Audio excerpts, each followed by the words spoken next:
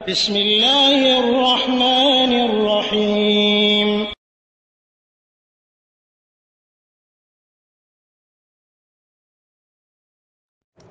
ওয়ালাইকুম আসসালাম রহমতুল্লাহি ওয়া বারাকাতুহু। 290 থেকে ভাই ফোন জানতে চেয়েছেন যে রুকাইয়া সম্পর্কে। আপনি যে প্রশ্ন বলেছেন তার শেষের কথা হলো আসলে রুকাইয়াটা কি। তো রুকাইয়া মানে হচ্ছে ঝাড়ফুঁক, বৈধ ঝাড়ফুঁক যেটা, সেটা হচ্ছে রুকা। আবার অন্য জায়গাতে রুকা বলতে একই জিনিসকে বোঝানো হয়েছে, অর্থাৎ যেটা শরীয়তে নিষেধ করা হয়েছে, জাদুবিদ্যা, মানুষের কথা অথবা মানে কিছু লাগিয়ে দিয়ে, কম বেশি লাগিয়ে দিয়ে একটা দোয়া বানানো এবং সেটা পড়ে মানুষকে ফুঁক দেওয়া, সেটাকে একবারে শিরক বলা হয়েছে। এটা এমনটা করা যাবে না।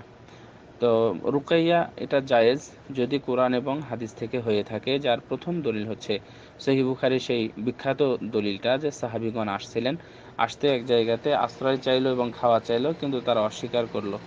তারা বাহিরে ছিলেন, কিছুক্ষণ পরে ওই সম্প্রদায়ের যেটা নেতা তিনি কোনো বিচ্ছু অথবা সাপ এই ধরনের কোনো বিষাক্ত প্রাণীর কামড়ে সে মরণাপন্ন হলে তাদের কাছে শরণাপন্ন হয়।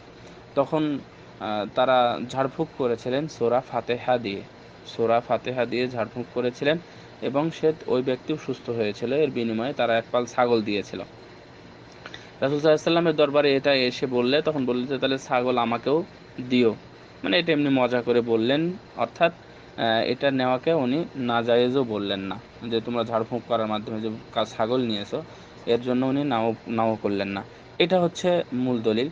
আর তাছাড়াও রাসূল সাল্লাল্লাহু আলাইহি ওয়াসাল্লাম সহিহ মুসলিমের হাদিস আয়েশা রাদিয়াল্লাহু তাআলা আনহা থেকে বর্ণিত এবং তিরমিজিতে আসছে, এটা একই হাদিস, মানে পাশাপাশি মিল আছে। এটাও আয়েশা রাদিয়াল্লাহু তাআলা আনহা থেকে বর্ণিত যে রাসূল সাল্লাল্লাহু আলাইহি ওয়াসাল্লাম যখন মৃত্যু রোগে পতিত, অর্থাৎ যে রোগে উনি মৃত্যুবরণ করেছিলেন, সেই সময় আমি রাসূল সাল্লাল্লাহু আলাইহি ওয়াসাল্লামের হাতে ফুঁক দিচ্ছিলাম। অর্থাৎ মূলত আমারই ফুঁক দেওয়ার কথা। এটা আয়েশা রাদিয়াল্লাহু তাআলা আনহা বলছেন, সহিহ মুসলিমের হাদিস।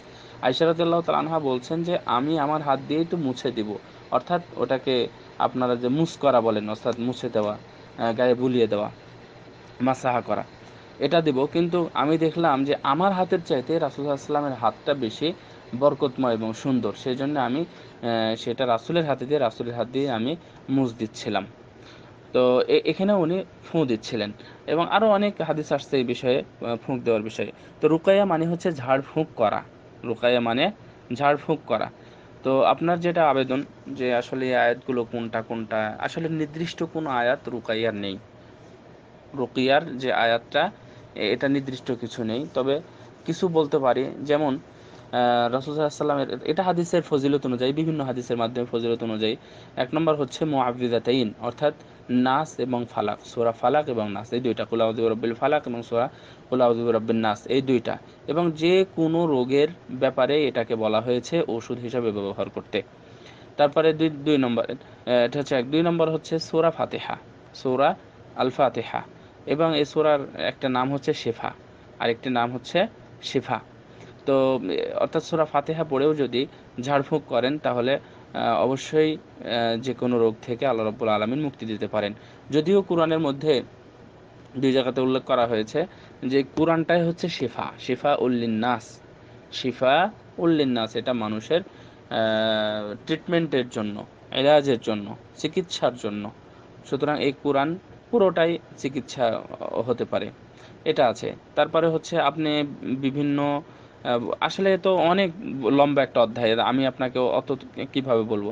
তারপরে হচ্ছে রাসূল সাল্লাল্লাহু আলাইহি ওয়াসাল্লাম আয়েশা রাদিয়াল্লাহু তাআলা আনহা বলছেন, এটাও সহিহ বুখারীর হাদিস, যে আয়েশা রাদিয়াল্লাহু তাআলা আনহা বলছেন যে রাসূল সাল্লাল্লাহু আলাইহি ওয়াসাল্লাম যখন, এবং এটা সহিহ মুসলিমও আছে, যখন ঘুমানোর সময় তখন উনি ইখলাস, ফালাক এবং নাস এই তিনটা পড়তেন। ইখলাস, ফালাক, নাস, এই তিনটা রাসূল সাল্লাল্লাহু আলাইহি ওয়াসাল্লাম পড়তেন এবং ফুঁ দিতেন। ফুঁ দিয়ে উনি পুরো গা মাসাহা করতেন। এবং এটা নাফাখা আছে শব্দটা, এই নাফাখ মানে হচ্ছে কিছু থুতু সহ বা থুতুর মতো করে থু থু থু, এরকম আর কি, সরাসরি ফুঁ দেওয়া না, এরকম করে তারপরে হাত পুরো শরীরে বুলিয়ে দেওয়া। এটা হচ্ছে আপনার একটা রোগ থেকে মুক্তি পাওয়ার এটা একটা লক্ষণ। আরও আছে, যেমন রাসূলুল্লাহ সাল্লাল্লাহু আলাইহি ওয়াসাল্লাম ঘুমানোর সময় উনি আয়াতুল কুরসি পড়ে ঘুমাতেন। এবং অন্য হাদিসে আসছে, সরি একই হাদিসে, এটাও সহিহ বুখারীর হাদিস, আবু হুরায়রা রাদিয়াল্লাহু তাআলা আনহুর হাদিস, যে রাসূল সাল্লাল্লাহু আলাইহি ওয়াসাল্লাম বলছেন যে কেউ যদি আয়াতুল কুরসি পড়ে ঘুমায় তাহলে আল্লাহ রাব্বুল আলামিন তাকে পাহারাদার, তার জান এবং মাল পাহারাদার জন্য ফেরেশতা নিয়োগ করেন। তো সুতরাং এইগুলো হচ্ছে আসলে রুকিয়া হচ্ছে ঝাড়ফুঁক। কোরআন থেকে বৈধ বৈধভাবে কোরআন থেকে বিভিন্ন আছে। আমি কিছু পড়াশোনা করেছি, কিছু পড়েছিলাম।